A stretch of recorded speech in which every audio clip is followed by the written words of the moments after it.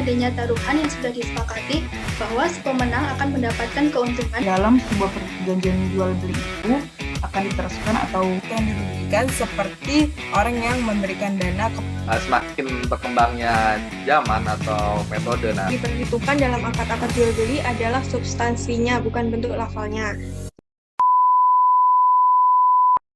Assalamualaikum warahmatullahi wabarakatuh.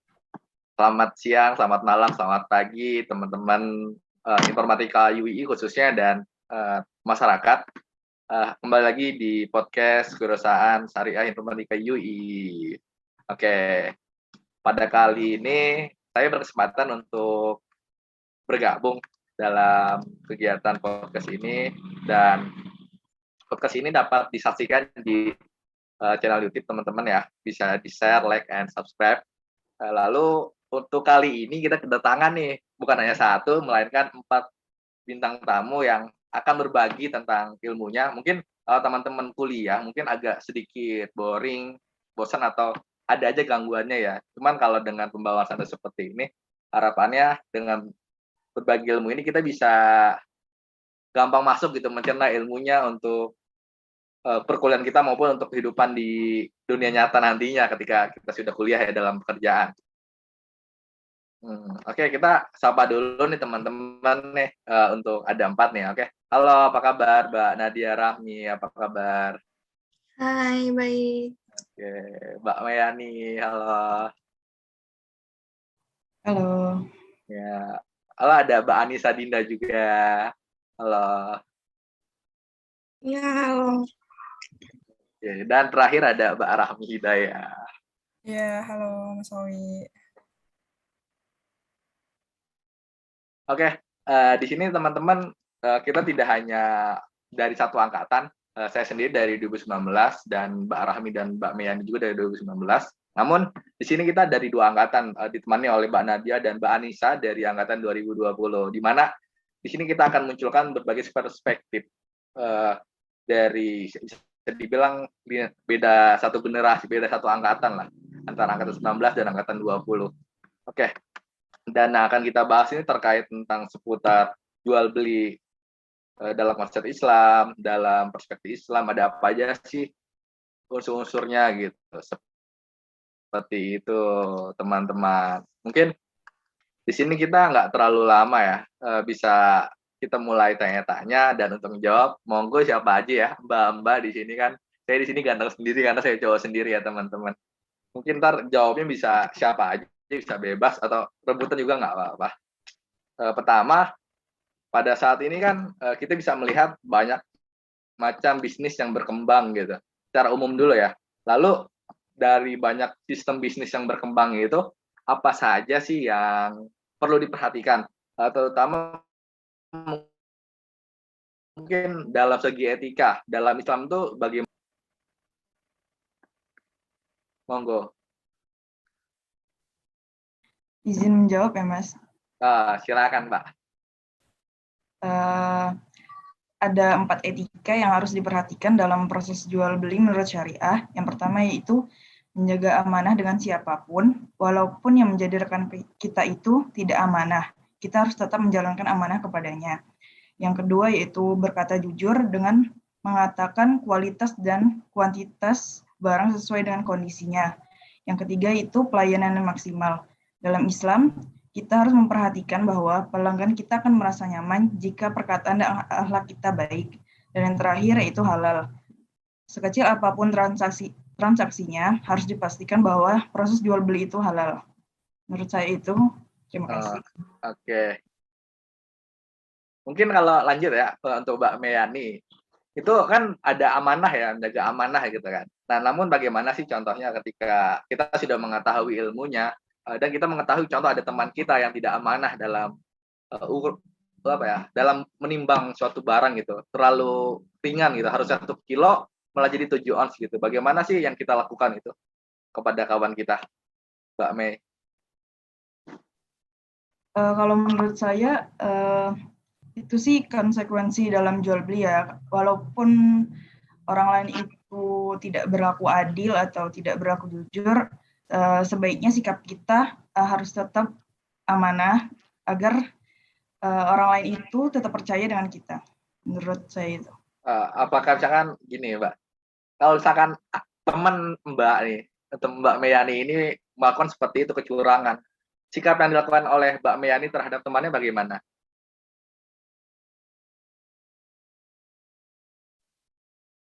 Kalau saya yang berlaku curang gitu, Mas? Atau gimana?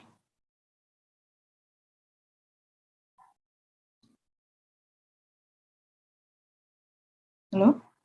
Iya, gimana? Apakah terdengar? Terdengar jelas. Maksudnya tadi dari pihak saya gitu yang berlaku curang atau gimana? Enggak, jadi ketika punya teman yang berlaku curang, nah kira-kira ngapain sih buat ke teman kita, apa ngasih tahu atau bagaimana yang dilakukan Mbak gitu kan? Mbak udah mengetahui ilmunya gitu. Mungkin pertama kita perhatiin dulu kali ya, sejauh mana dia berlaku curang. Terus yang kedua mungkin karena dekat bisa kita kasih tahu baik-baik kalau misalkan itu tuh nggak baik atau sebaiknya dirubah atau setidaknya minta maaf atau gimana gitu. Menurut saya gitu. Oke, terima kasih. Mungkin ya itu menambah apa ya pandangan kita ya terkait etika dalam jual beli itu sendiri. Lalu dalam jual beli, aku pernah mendengar yang namanya ada KIAR gitu. Ada proses KIAR. Mungkin di sini bisa diberitahu sih apa sih KIAR itu?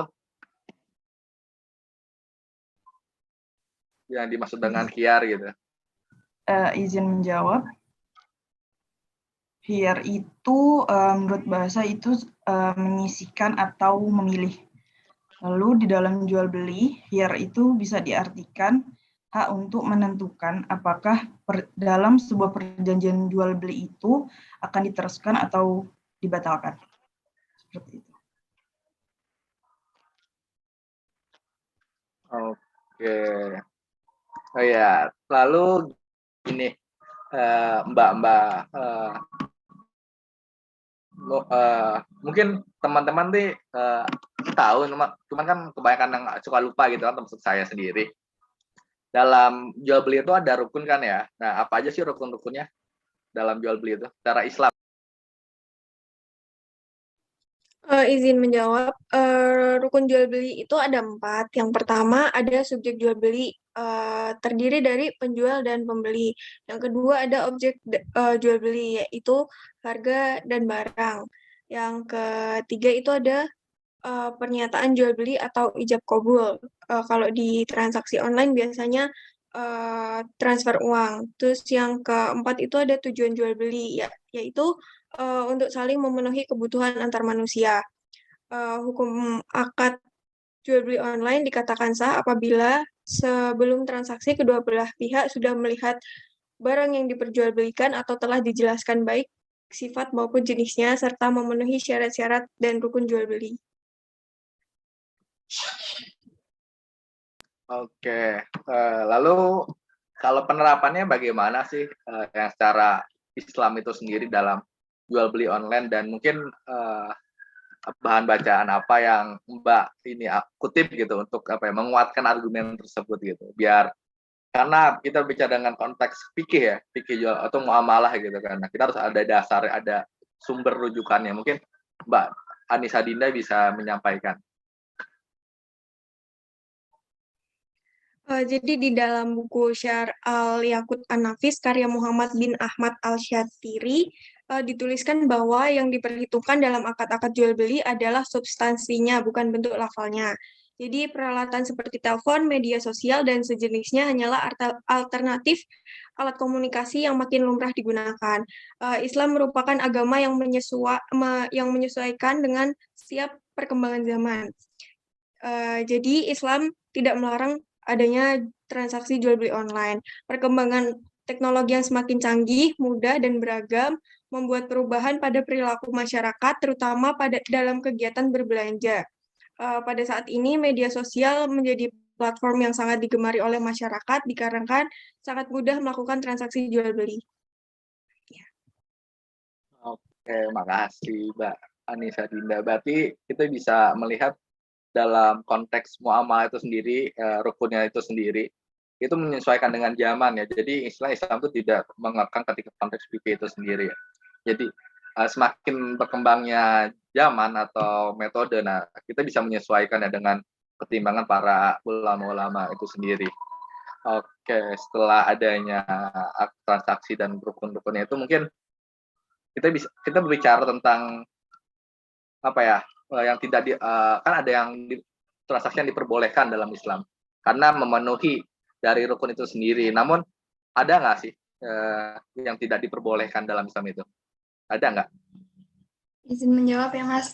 Nah, jadi di Islam itu ada juga transaksi yang tidak diperbolehkan. Tidak diperbolehkan karena tidak memenuhi dalam syarat jual beli. Nah, transaksi tersebut itu ada 5. Yang pertama ada maisir. Itu sebuah permainan yang mana syarat dari permainan ini dilakukan dengan adanya taruhan yang sudah disepakati bahwa si pemenang akan mendapatkan keuntungan yang diberikan oleh pihak yang kalah. Nah, yang kedua ada goror. Biasanya disebut transaksi yang tidak jelas karena si pembeli tidak mengetahui kondisi keadaan dan fisik dari barang yang dia beli. Begitu pula dengan si penjual yang tidak mengetahui kondisi dari barang yang akan ia jual. Yang ketiga, ada tadlis. Ini merupakan transaksi yang menyembunyikan identitas suatu barang terhadap si pembeli, sehingga si penjual mendapatkan keuntungan yang lebih. Yang keempat, ada riba. Ini tambahan biaya dalam pembayaran utang piutang atau jual beli yang sudah disyaratkan sebelumnya oleh satu pihak. Yang kelima ada gaben, ini transaksi yang dilakukan oleh penjual dengan cara menaikkan harga objek barang di atas harga pasar tanpa diketahui oleh pembeli dengan cara membujuk pembeli seperti mengatakan bahwa barang tersebut langka. Begitu, Mas. Oke, berarti ini ya, kita juga harus berhati-hati berarti ya dalam melakukan proses jual beli itu. Dan tidak semua jual beli itu diperbolehkan. Oke, mungkin selepas itu kita udah berbicara tentang akad, etika, rukun. Gimana sih kalau pandangan dari asuransi tuh? Kan udah jual beli asuransi itu. Nah, gimana sih kalau di asuransi? Apakah boleh dalam Islam ataukah tidak gitu kan? Mungkin siapa yang mau jawab langsung aja. Saya mau jawab, Mas. Untuk asuransi sendiri dalam Islam sebenarnya itu bukan termasuk transaksi jual beli yang dihalalkan karena dalam asuransi itu tidak ada wujud barangnya sehingga dianggap riba dan menjadi haram dalam Islam. Namun beberapa ulama itu berpendapat bahwa asuransi itu diperbolehkan karena bermanfaat untuk melindungi dan memiliki sifat tolong-menolong antar sesama. Jadi asuransi dalam Islam itu diperbolehkan dengan ketentuan bahwa asuransi atau dana yang dikumpulkan itu dikelola sesuai dengan syariat Islam.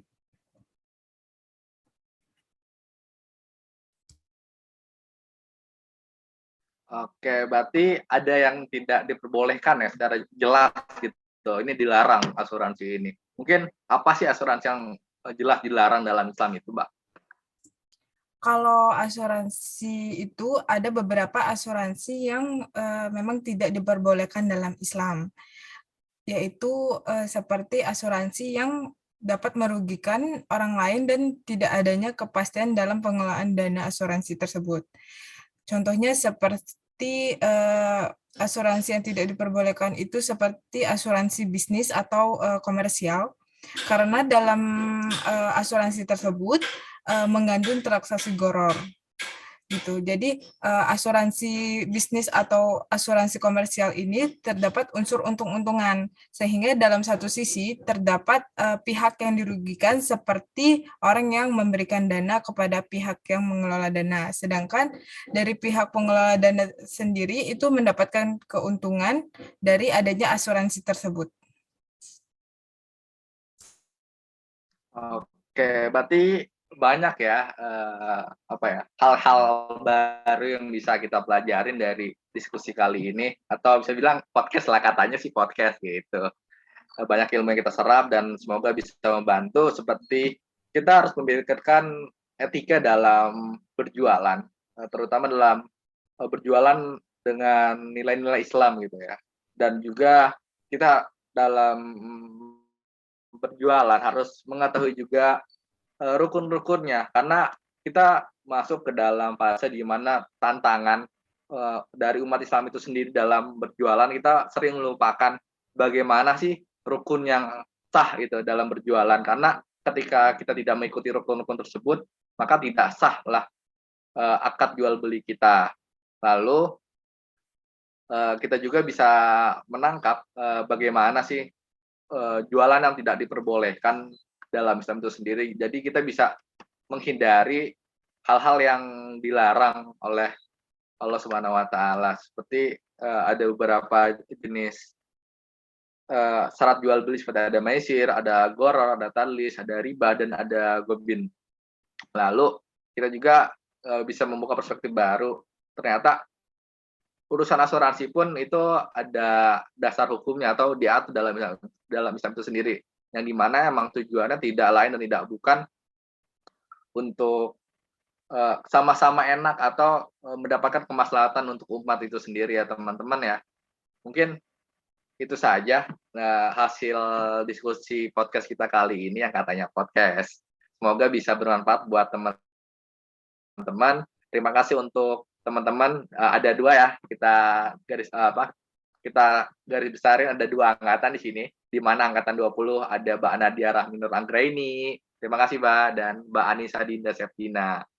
Juga di angkatan 2019 ada Mbak Meyani Oslim, Mbak Arhami Hidayah, dan saya sendiri Muhammad Antawi Johari dari angkatan 2019. Oke.